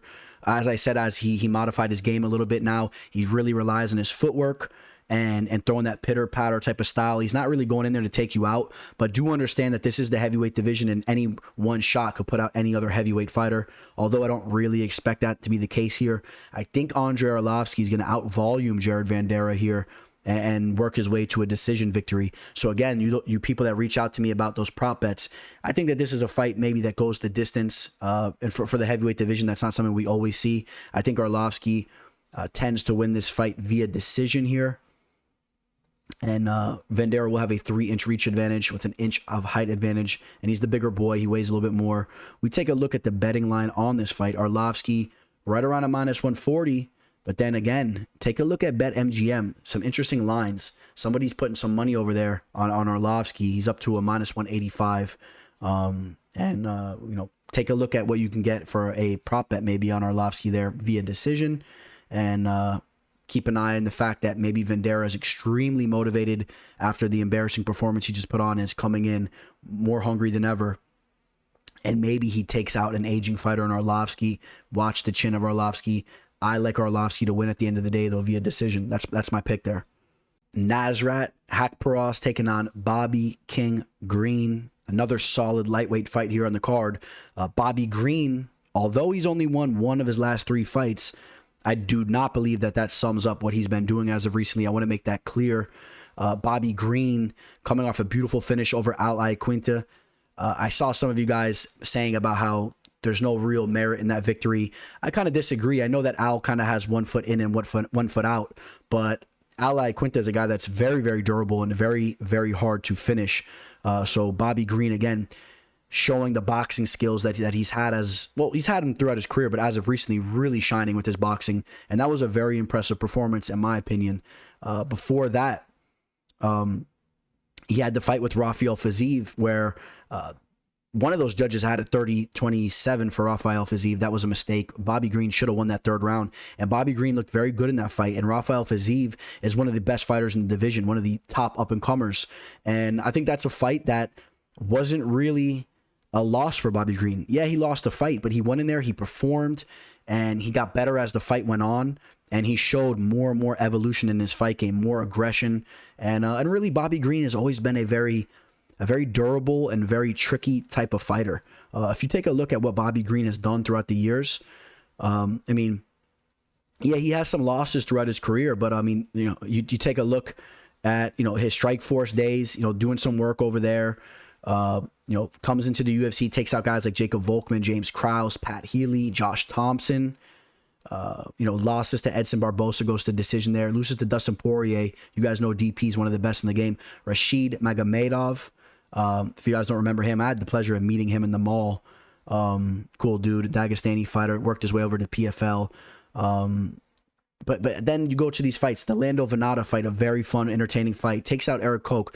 The Drakkar Close fight, very close. Trinaldo fight, very close. A lot of close fights for Green, just not really putting a stamp on them. But then he strings off 3 victories in a row, gets the victory over Venata in the rematch. And we talked about these fights as of recently. So the point I want to make is that although he's not always getting his hand raised, he's always a game fighter. He has good wrestling abilities, good takedown defense, keeps his hands very low, but he's very quick with his striking, and he can put it on his opponents. I think that Bobby Green is hitting the prime of his career. I do believe that 100%. And I know he's 35 years old. I think this is the best version of Bobby Green that we've ever seen. I think that he's hitting another level of confidence, and I think that maybe he's a little bit more disciplined with his training. And I liked what I have seen from him as of recently. Now, his opponent, Nasrat Haqparast, things haven't necessarily been going his way as of recently. He's 2-2 in his last 4 fights, but got knocked out by Drew Dober. Excellent Muay Thai fighter there. He was a big favorite. Kind of derailed the hype train a little bit. Went back, strung off 2 victories in a row. Took out Rafael Garcia and Alex Munoz. And then he loses to Dan Hooker, one of the top fighters in the division. Dan Hooker, never to be underestimated. Now, this is a fight. I know some of you guys are eyeing Nasrat as an underdog play here. This is a fight that I've looked at, possibly was leaning Nasrat's way. But you know what, man? At the end of the day, I don't think I could pick against Bobby right now in this spot here. I don't think I could do that. I like what I've seen from Bobby. Bobby's going to have the head movement going. He's going to be light on his feet. He's going to be putting out a high volume. He's going to make it a scrappy type of fight. And I have a feeling that he's going to edge out a decision here over Nasrat. Not necessarily favoring that he gets a knockout or anything like that, although he's coming off that big knockout and it's possible. The boxing's there, and we've seen Nasrat put out as of recently. I favor him more to win a decision. You see that line right around -145 up to -165. And I get it. I know a lot of you guys are seeing value on Nasrat, and I understand that. Maybe there's a little bit more value on that line. Maybe the line's a little bit better from a betting perspective. But I'm taking Bobby Green to win this fight. So we got an interesting fight here. Somehow this snuck on to the main card. I think it could have been a fight that was more so on the preliminary side of things. I think there's a couple of fights maybe we could have bumped up. I love watching Kyler Phillips fight. This guy is a guy that always brings the fight. He's very entertaining. He's very flashy. Marcelo Rojo, though, a guy that's really not proven. He brings the fight as well. But I just think there could have been some other fights possibly that could have swapped here. But don't be surprised if this is a fight that delivers. Kyler Phillips, coming off that tough loss against Julian Paiva, had the big start to that fight, was looking great, slowed down a little bit, and Julian Paiva showed to have an amazing heart in that fight, and he snuck his way back into it. A lot of people thought that Phillips still should have won that fight. I don't know if you guys remember how that fight played out. You guys can comment below if you thought he won that or not. I know a lot of you guys did at the time. But Phillips is a guy that's very flashy. He had a big victory over Yadong Song before that. Finished Cameron Else. Took out Gabriel Silva, and before that, a victory over on the LFA side of things. Kyler Phillips, if you don't know what he's about, this is a guy, this is what he's about. That's his fighting style right there. This guy is flashy, throws all types of stuff out there. He's well-rounded, and I don't know if we'll be seeing him pull that move off inside the octagon, but that would be something. But again, this is a guy that's very, very diverse with his striking and could hurt you in a variety of ways. Now, Marcelo Rojo, he's coming off that loss against Charles Jourdain. He was finished in the third round, I believe. He had some moments in that fight. He showed to be a tough fighter, but eventually was broken down. He is 16-7 as a professional. And, this is going to be a tough fight for him. I don't really think he's going to be able to hang with Kyler Phillips so much on the feet. I definitely edge Phillips there.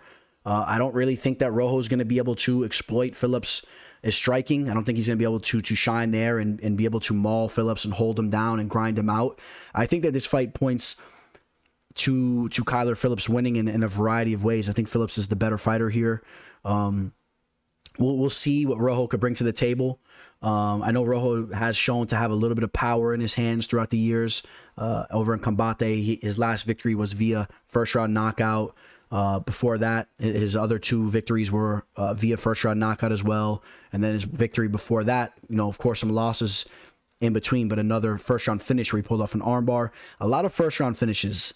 And again, I remember that was the big theme of him getting that big spot against Charles Jourdain, that this guy is a finisher, but wasn't able to implement that type of result in his UFC debut.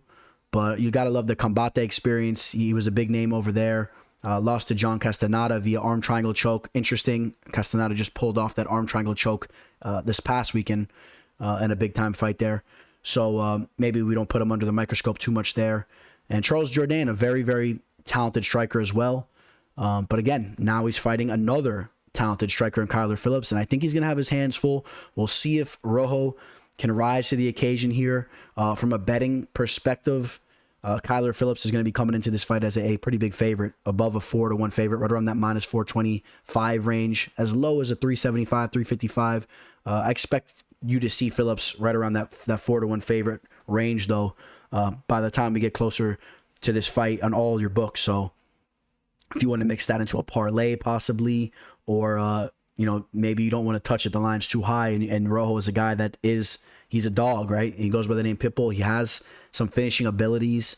Phillips is a guy, even if you run the tape back before he signed with the UFC, he had a very close fight with Victor Henry, split decision. You guys, we all know Victor Henry very well after what the performance he just put on, but that fight was kind of, I don't know, I wouldn't say grinded, but he allowed Victor Henry to kind of really close the distance and get in his face a lot in that fight, and kind of stole that fight from him, even though I thought Phillips won it, but it was a close fight. I think Phillips gets the job done here, and I think that Phillips is going to pull off some entertaining tactics in this fight. Whether or not he gets to finish with them, you'll see him throwing out some wild attacks, some wild spinning of kicks and whatnot. Kyler Phillips is a kid that's been training jiu-jitsu since he was very, very young. So we're talking about a fighter in Kyler Phillips who's one of those career martial artists. You guys know I'm very high on these types of fighters. Kyler Phillips is that type of fighter. He's grown up in the gym. And these types of guys are just, they're dangerous. And he's got the wild hair. He's a fun guy to watch. And he's one of the fighters in the game right now that I really enjoy watching. And I will definitely be excited for his fight coming up here, even though his opponent's not necessarily the biggest name. I would have liked to have seen him have an opponent that was an opponent that has a little bit bigger of a name. And I don't know, maybe you could have threw Ronnie Lawrence in there with him. Maybe I would have been a little bit more excited for that fight. I know they got their own thing going on here with Mana and Ronnie, but I would have almost wanted to see one of these guys in that fight with Kyler. Maybe a little rotation with that matchup, but it is what it is. And I will take Kyler Phillips to win that fight. We got a big-time middleweight matchup here. Cannonier taking on Derrick Brunson. Two of the top middleweight fighters in the world, guys that are looking to potentially get a title shot in the near future. This is a giant fight for both men. Both of these men, they have to get their arm raised here. We all know that Cannonier, he just had that big fight against Robert Whittaker. He fell short there. He did bounce back with the victory over Kelvin Gastelum. If he doesn't lose that fight to Whittaker, the winning streak is really moving on. And this is a guy that's working his way to fighting for the belt, but he's still trying to hold on to that momentum there. Derrick Brunson, a guy that's been stringing off victories like crazy ever since losing that fight to Israel Adesanya. We're talking about a 5-fight winning streak right now. And he's going out there, he's finishing guys like Edmund Shabazian, Darren Till. We know about the Kevin Holland fight. And you guys know Brunson wants this fight bad because he's on the edge of fighting for the belt once again and getting that rematch. And every fighter is dying to get a rematch after losing a fight the way that he did against Adesanya there. Brunson is 38 years old. Well, keep in mind, Cannonier is actually 37 years old, about to be 38.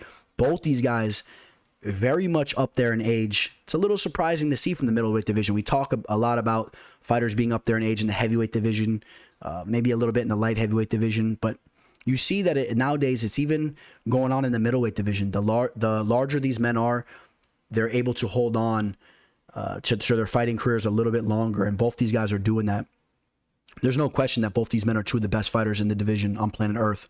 Cannonier, a guy that has some legit power in his hands and his kicks as well, about finishing Anderson Silva with those leg kicks, knocking out Jack Hermanson, landed some big shots on Kelvin Gastelum in that fight as well. Brunson has some heavy hands as well. The thing with Derrick Brunson is we know that he has the wrestling ability and whatnot. Still looks to be in phenomenal shape. The thing with Derrick Brunson, to me, he always seems to be a little slow in there with his striking. He's kind of, you remember him in that Robert Whittaker fight. You remember him in the Israel Adesanya fight. I know we're comparing him to two of the best fighters in the world when he's in there, but he's kind of leaning in. He's kind of slow with his shots, but somehow he's made it work in a lot of other fights. But a guy like Cannonier is a little bit more technical on the feet, and he has that quick pop on his strikes. I expect Cannonier to have a little bit of an edge in those exchanges, in my opinion. Cannonier has looked very, very dangerous as of recently. And as far as Derrick Brunson trying to mix in some takedowns with his wrestling and whatnot, Cannonier has been pretty game with his takedown defense, man, throughout the years. So that's not necessarily something that I see happening very easily. This is an interesting fight here. I've been a little bit back and forth on this fight. I think that Derrick Brunson has some avenues to win. Of course, training over at Sanford MMA with Henry Hoofs and all that, we've seen major growth in his game. And Derrick Brunson is a guy that just somehow seems to always rise to the occasion. I think that that's the X factor with Brunson. He just continuously rises to the occasion. You count him out, he goes into his fight as an underdog, and he walks out with his arm raised. That's been the story of his career, especially in the last 5 fights or so. It's kind of hard to count him out going into this fight, because it just almost seems like the theme is he's going to rise to the occasion and win this fight. Who's this? Cisco? I think that was Cisco, if you guys remember the Thong song. That's funny for his 10-year challenge. And by the way, Derrick Brunson, a guy that has a phenomenal Instagram. You guys better be following him. Some of the more funny videos you'll see out there. But you see him with Henry Hooft over here. And the striking has been coming around. Sometimes he reaches a little bit with his strikes and it puts him in a vulnerable situation. Jared Cannonier will make you pay, and he will crack you with the counter hook, and he will hurt you. Would not be surprised if we see that happen. I'm going to go with the Killer Gorilla here. I think that Jared Cannonier, I'm going to lean his way. I'm going to lean his way to win this fight. I think he's going to have a little bit more pop in his shots. He might land a little bit more of the more devastating shots, a little bit more of the heavier shots. And, I counted him out a little bit in that Kelvin Gastelum fight. I was on Kelvin there, although I thought that fight was close as well. I was very impressed with the performance he put on out there. Going to war in a 5-round fight, that's also something that he could put under his belt there. Going into this fight with Brunson in a 3-round fight, I think that he's going to be very confident with his gas tank. I like Jared Cannonier, a guy that used to fight in the light heavyweight division, dropped down to the middleweight division. It was definitely the right move for his career. The reaches are going to be pretty much identical, a 1/2-inch reach for Cannonier, even though he's a little bit shorter of a guy. Will Brunson be able to mix in some takedowns with his wrestling? That's a big factor in this fight. I think Brunson really needs to get a couple takedowns in this fight. If he just stays in his feet the entire time, I edge Cannonier. I think he's a little bit more sharp with the striking, and that's where I'm going with that. So my pick is Jared Cannonier. You see him now almost as high as a -190 on some lines. Right around -170, 175. So people in agreement with Cannonier. But again, Brunson continuously goes into these fights as an underdog and comes through. So do not be surprised if that's what happens. And I'm sure some of you guys are on Brunson here. If you are, comment below. I'm curious. I want to see who's on Brunson. I'm curious to see how many of you guys are on him there. I'm going to edge Cannonier, though. When you break down the tape, just seems to be a little bit sharper there. I don't know how much longer Brunson can get away with those fights where he's eating shots and he's continuously diving in for the takedown, stealing the takedowns, and stealing some of those fights. I think Cannonier is a tough guy to pull off that kind of victory against. I got the Killer Gorilla. You guys, the offer is still on the table. If you sign up through my referral link for Bovada.lv, if you reach out to me and I send you my referral link and I give you my specific email, it's not my MMA fortune teller email, it's a different one. Let me be clear on that as well. If you reach out to me and you sign up through my link with my new email for that, I will be giving you UFC 271, my entire betting package, completely free. And I'm even going to throw in my sports betting weekly package for the weekend, all my bets for the entire weekend there. So if you guys are interested, you're looking for a new sports book, reach out to me. In my opinion, this is the best online sports book out there. That's my honest opinion. I do not work for them. I can have referral links from any of the major sports book. This is just the one that I use and that I recommend mostly. Also, if you're looking to work with me for my official plays, do not hesitate to reach out. We're coming off a perfect 3-0 fight card from this past weekend, and I am looking to string that into this fight card, and I feel very confident that this upcoming event is going to be a profitable one. You guys know how I feel. When I say how I feel about a fight card, I'm usually pretty accurate with it. This is a fight card where I feel very good with my spots. So don't hesitate to make some money this upcoming weekend. Reach out to me. I'm flexible. If you're interested in my pricing for the picks or you want to sign up, I'm giving you those picks for free. I got options out here, guys. We got the big co-main event heavyweight showdown. Derrick, the Black Beast Lewis, taking on the Shui King, Tai Tuivasa. This is a fight that I think we're all extremely excited about. And I would say that we're as excited for this fight as just as much as any of the big-time fights that have came through in the last couple of years. This fight is just so fun in a variety of ways. Most importantly, from their fighting styles, both these guys bring in superior knockout abilities. These guys go in there, big time power. They lay guys out. It's going to be very interesting to see when they clash who's the guy that's getting put out. I really do favor somebody getting knocked out in this fight. Now, I wouldn't be shocked if these guys end up being a little bit more hesitant than how they perform in some of their other fights, based on the fact they'll have a little bit more respect for each other. We've seen that with Derrick Lewis when he fought Francis Ngannou. Seen it from him in a couple other fights. But we know when Derrick Lewis brings the fight, and he has that killer instinct, it's about as ferocious as you'll see. And that's what it was in his last fight as he knocked out Chris Daukaus. He talked about the game plan in that fight. The game plan was to go out there and go after Chris. I love that type of game plan. I think he should be doing that in all of his fights. I think the fight will favor him in those types of fights. And you saw in the Cyril Gane fight where he was a little bit on the back foot. It's gonna it's not going to favor him as much. I think that he should have went in there and really tried to close the distance on Gane. I know it's a lot easier said than done, but I want to see him going out there and trying to close the distance on Tai Tuivasa. Now, you got to be careful there because that's what Tai Tuivasa's last opponent tried to do, and you see him over here, Greg Hardy, on the floor, and Tai Tuivasa always killing it on IG as well. But in that fight, Tai Tuivasa, he was on the back foot. Greg Hardy brought the fight, clipped him with a couple shots. He reached in. He was a little overzealous, missed another shot. Tai Tuivasa caught him with a beautiful counter punch. All right, now listen to this. Tai Tuivasa, although he doesn't have the physique, I know he's chugging beers and whatnot, Tai Tuivasa has been a guy that has been on the grind. He's been a man on the mission. He's been putting in some serious training over the last couple of years. This is a guy that has left his family. He's moved around the world to train, and this guy is focused on being the best fighter he could be. Maybe not fully, because maybe he should cut down a little bit with the beers and work on the diet a little bit, but he's putting in some legit training, I'm telling you guys. And we've seen him bounce around at some top gyms.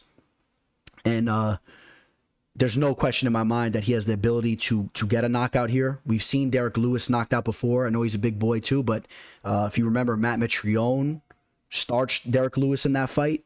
That was an absolute war while it lasted, if you guys remember. And we've seen Derrick Lewis finish a couple times now. Let's not forget. We've seen Mitrione starch him. Sean Jordan starched him. Mark Hunt starched him. Daniel Cormier with the rear naked choke. JDS starched him.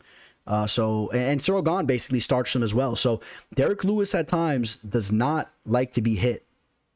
I've seen that element from him in his game. He does not like to be hit. And if Tai Tuivasa goes out here and starts to get in his face and really put it on him, the number 11th ranked heavyweight fighter right now in the game, I would not be surprised if Tai Tuivasa comes through in this spot here.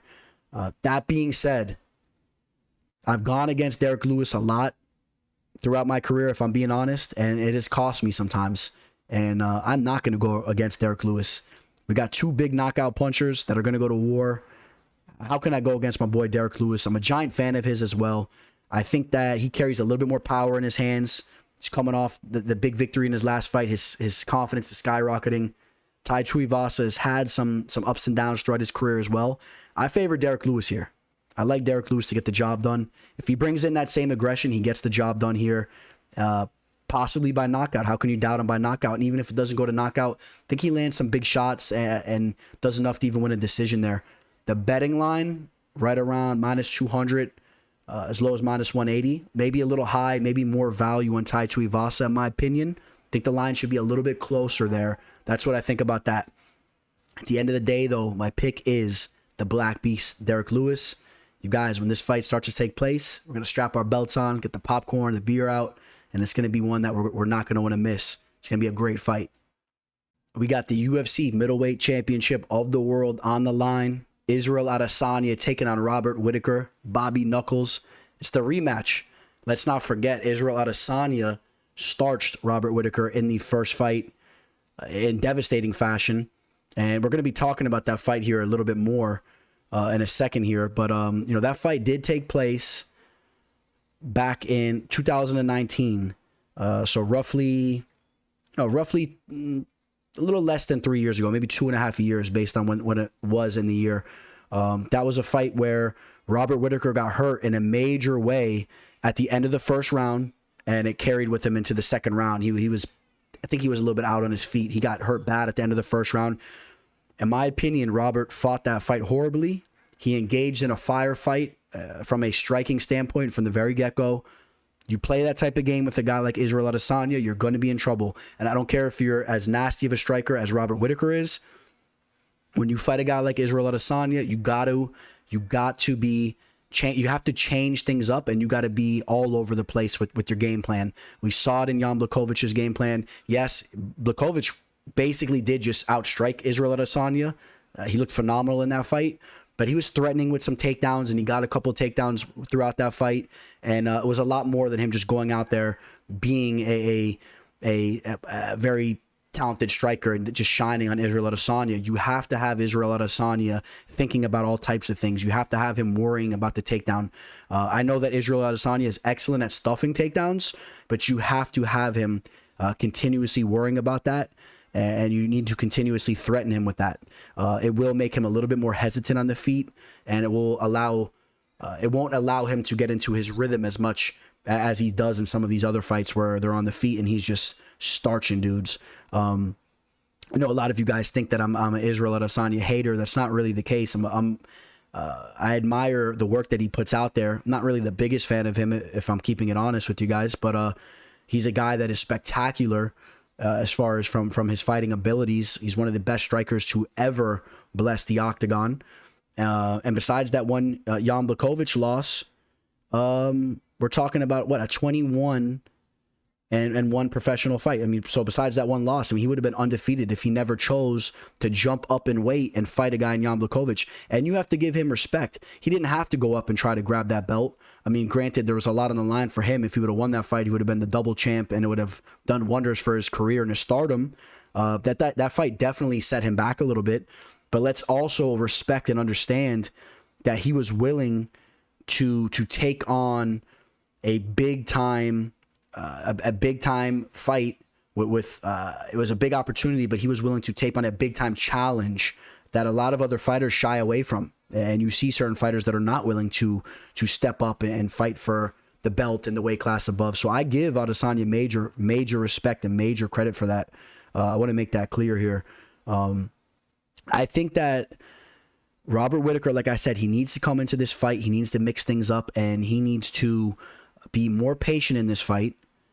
But he can't be too patient, because if you sit back too much, Adesanya will pick you apart. You have to pick your spots where you want to engage. But I want to see Robert Whittaker pushing Adesanya against the cage.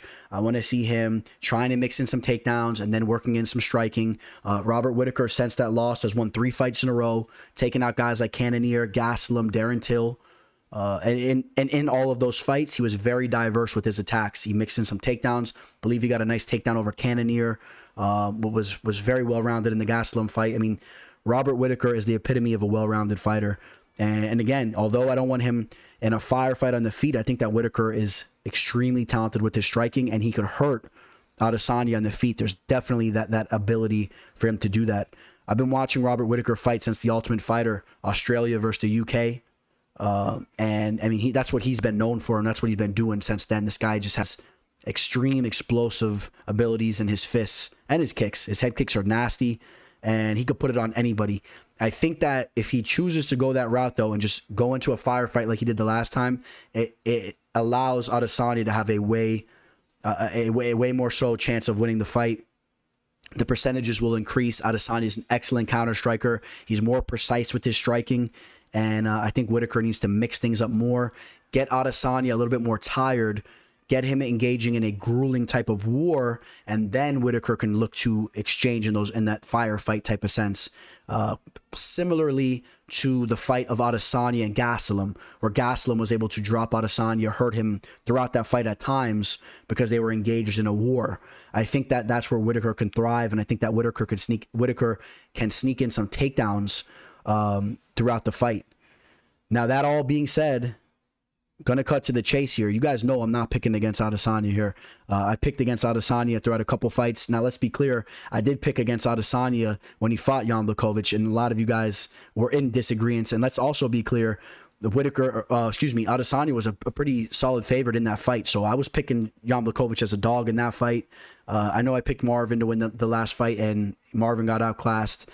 I will not make the mistake of picking against Adesanya here. He's just been looking so good in his fights. He's phenomenal. He's becoming a more well-rounded fighter with his takedown defense and all that, even though he's been good from the get-go, but he's becoming more well-rounded. You know, he's training those types of elements of his game more and more so. The striking is already, it's almost as good as it gets, almost. So I know he's even continuously sharpening those skills as well, and we may see some phenomenal stuff from him. It would be just stupid of me to doubt him in this position. He already defeated Whittaker. But I will tell you guys this much. I am not going to be surprised if Whittaker goes out here and pulls this fight off. And that is just more so of the amount of respect I have for Whittaker. I have major respect for Whittaker. I think that he's one of the greatest middleweight fighters of all time. The former middleweight champion. I mean, who's beaten Whittaker throughout his career? 23-5. I mean, you take a look back. The loss to Israel Adesanya. The loss to Stephen Thompson when Thompson was in his prime, he got grinded out by Court McGee. Court McGee, man, a tough customer, especially back then. And then, those 2 fights way back in the day. But other than that, Whittaker is running through these guys. Brad Tavares, Uriah Hall, Rafael Natal, Derrick Brunson starched him. Jacare Souza, Yoel Romero twice in a row. Darren Till, Cannonier, Gastelum. I mean, defeating top-level competition. Much respect to Whittaker. I just can't pull the trigger on you here as far as picking you. I got Israel Adesanya. He's as high as almost a 3-1 favorite. You see him over there on BetMGM. Right around that minus 275 range, with Whittaker at that plus 220, plus 240 range. I think there's more value on Whittaker. I wouldn't feel extremely confident in parlaying Adesanya there or going heavy on him straight up at that line with the return you'll be getting. Whittaker is a guy that's been in there with him already. He knows what it's like. He knows what he has to work on.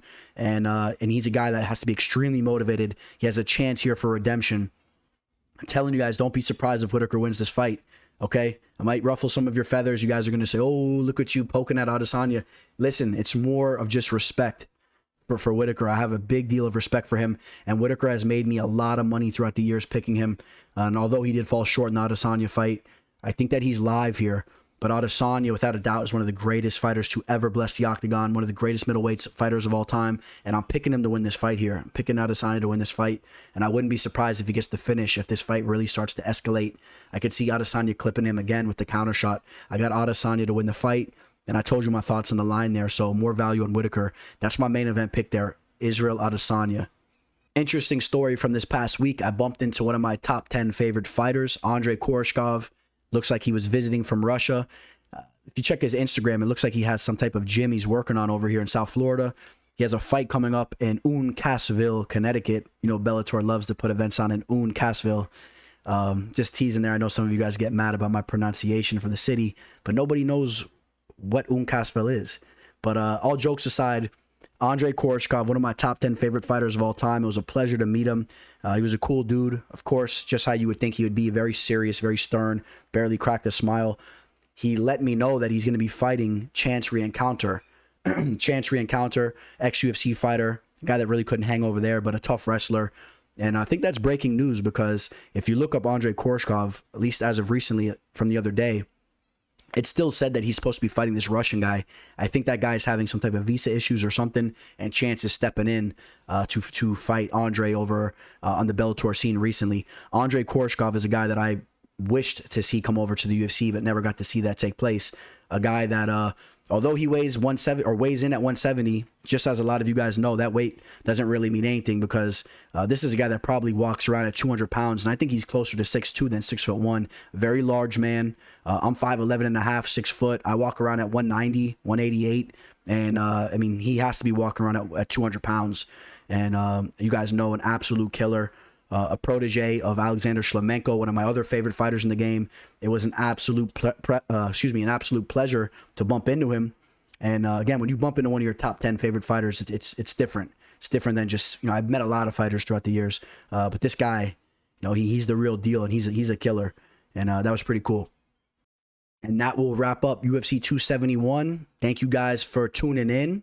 Shout out to everybody that's stuck with me throughout the entire show. Hopefully you guys enjoyed this one a lot. I'm very excited for this upcoming fight card. I'm going to close out the show with this.